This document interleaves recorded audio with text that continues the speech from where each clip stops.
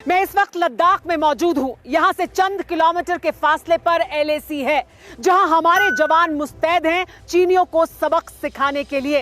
लेकिन साथ ही बातचीत का सिलसिला भी बदस्तूर जारी है, क्योंकि रणनीति ये कहती है कि देश की जमीन पर 1 इंच भी कब्जा करने वाले दुश्मन को किसी भी हाल में बख्शना नहीं चाहिए।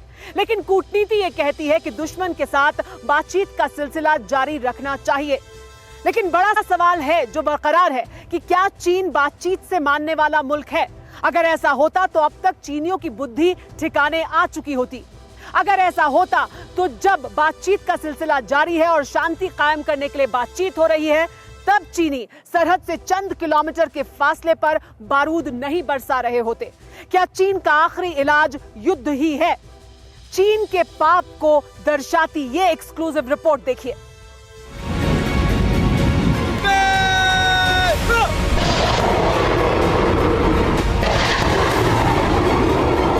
तिब्बत के पठारों में चीनियों की आधी रात की उछल कूद, जब दुनिया नींद के आगोश में थी।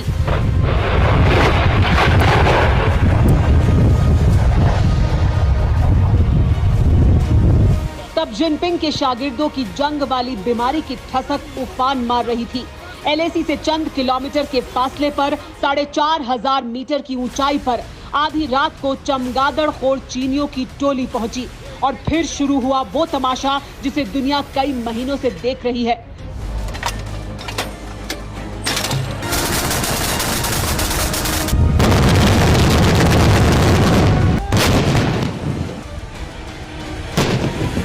तिब्बत की बर्फीली वादियों में चीनियों ने खूब गोलियां बरसाईं, मिसाइलें उड़ाईं, बारूद बरसाया। वो भी तब जब एक तरफ जिनपिंग के कायरो की टीम अमन की बात कर रही थी। चीन की फौज ने LAC के करीब मिलिट्री ड्रिल की। PLA की तिब्बत मिलिट्री कमांड युद्धाभ्यास में शामिल थी। 4500 फीट की ऊंचाई पर चीन ने ड्रिल की। टैंकों और मिसाइलों के साथ रॉकेट लॉन्चर्स का भी इस्तेमाल किया गया। रात के घुप अंधेरे में चीन की फर्जी तोपें गोले बरसा रही थी और जिनपिंग के कायर जनरल इस मुकालते में गला फुला रहे थे, गोया दुनिया जीतने की कुव्वत हासिल कर ली हो। लेकिन असल बात कुछ और ही थी।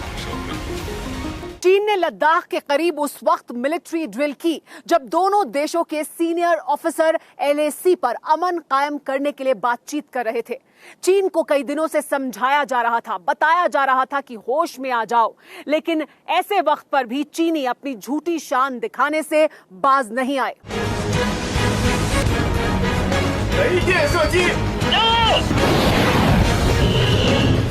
भरोसा करें चीनियों पर, कैसे करें और क्यों करें? चीनी भरोसे के लायक न थे, न हैं, न होंगे।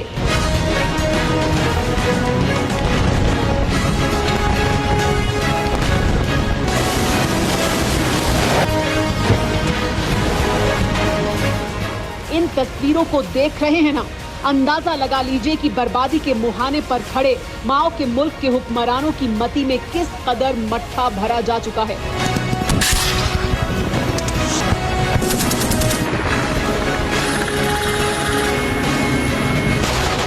रात के अंधेरे में, साथ ही दिन की दोपहरी में भी तिब्बत की धरती चीनियों के जंगी पागलपन का गवाह बनी।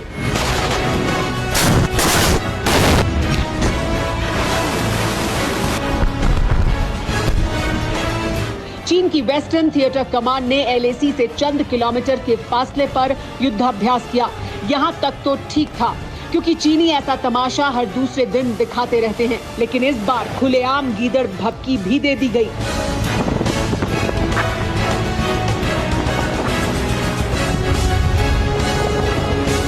जिनपिंग की तानाशाही की मुनादी करने वाले ग्लोबल टाइम्स की इस गीदड़ भभकी को देखिए, जिसमें साफ तौर पर लिखा गया है कि चीनियों के तिब्बत वाले तमाशे का टारगेट हमारा मुल्क है।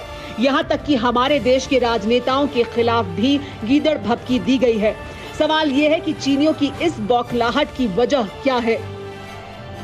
चीनी बुरी तरह से इस वजह से बिलबिलाए हुए हैं क्योंकि भारतीय शूरवीर उन्हें कोई मौका नहीं दे रहे हैं। भारतीय शूरवीरों के सामने चीनी किसी भी तरह से टिक नहीं पा रहे हैं। 20 चोटियां भारत के कब्जे में हैं, रणनीतिक तौर पर जो अहमियत रखती हैं, जहां से सीधे चीनी निशाने पर हैं। लेकिन जिनपिंग और चीनी चांडालों की झुंझलाहट और बिलबिलाहट की एक और वजह भी है। चीन मान चुका है कि अब लद्दाख में माओ के वारिसों की साजिश वाली दाल नहीं गलने वाली है। जमीन खोर ड्रैगन का जबड़ा हमारे जांबाजों के पैरों तले दब चुका है। इसीलिए बातचीत का ढोंग कर चीन साजिश के नए सिरे तलाश रहा है, लेकिन असल मकसद कुछ और ही है। सूत्रों के मुताबिक चीन की वेस्टर्न थिएटर कमांड के कमांडर्स की मीटिंग हुई, जिसमें एलएसी के करीब नई चोटियों पर कब्जे की साजिश तैयार की गई। इसके साथ ही रॉकेट फोर्स को भी एक्टिव करने का फैसला किया गया। माना यह भी जा रहा है कि लद्दाख में बार बार मार खाने के बाद चीनी अब रेंग कर हमारी सरहद में घुसपैठ की हिम्मत नहीं कर पा रहे हैं।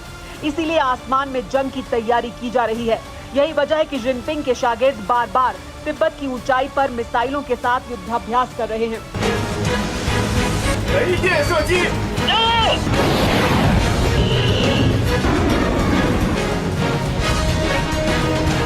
वहीं दूसरी तरफ बातचीत का स्वांग भी किया जा रहा है, लेकिन अब चीन की मक्कारी का इलाज कर लिया गया है। मॉल्डो में कॉप कमांडर की छठे दौर की बातचीत हुई। हमारे देश की तरफ से लेफ्टिनेंट जनरल हरिंदर सिंह ने अगुवाई की। पहली बार विदेश मंत्रालय से एक संयुक्त सचिव नवीन श्रीवास्तव भी मौजूद रहे। इसके साथ ही आईटीबीपी के अधिकारी भी मीटिंग में शामिल हुए। यूं तो कॉप कमांडर लेवल की बातचीत पहले भी होती रही है, लेकिन पहली बार विदेश मंत्रालय के अफसर की मीटिंग में शामिल होने का मकसद चीन को मॉस्को में हमारे और चीन के विदेश मंत्री के बीच बातचीत में बने 5 मुद्दों की याद दिलाना था। लेकिन चीन की वादाखिलाफी की फितरत और नियत पर भरोसा नहीं किया जा सकता है। इसीलिए चीनियों को औकात बताने के लिए सरहद पर पहली बार राफेल ने उड़ान भरी।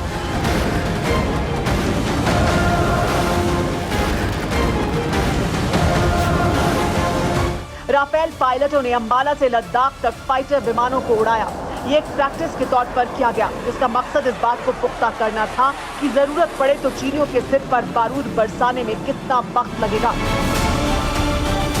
फ्रांस में बने 5 मल्टी रोल राफेल लड़ाकू जेट विमानों को 10 सितंबर को अंबाला एयरबेस पर एयरफोर्स में शामिल किया गया था। लेकिन ये पहला मौका था जब राफेल ने एलएसी के करीब जाकर उड़ान भरी। इतना ही नहीं, सुखोई और मिराज जैसे फाइटर जेट भी एलएसी का कोना कोना खंगाल रहे हैं।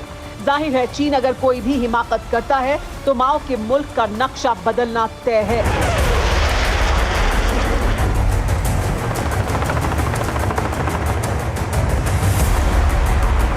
न्यूज़ टॉप 9 रोज सुबह 7 बजे और शाम 7 बजे सिर्फ TV9 भारतवर्ष पर।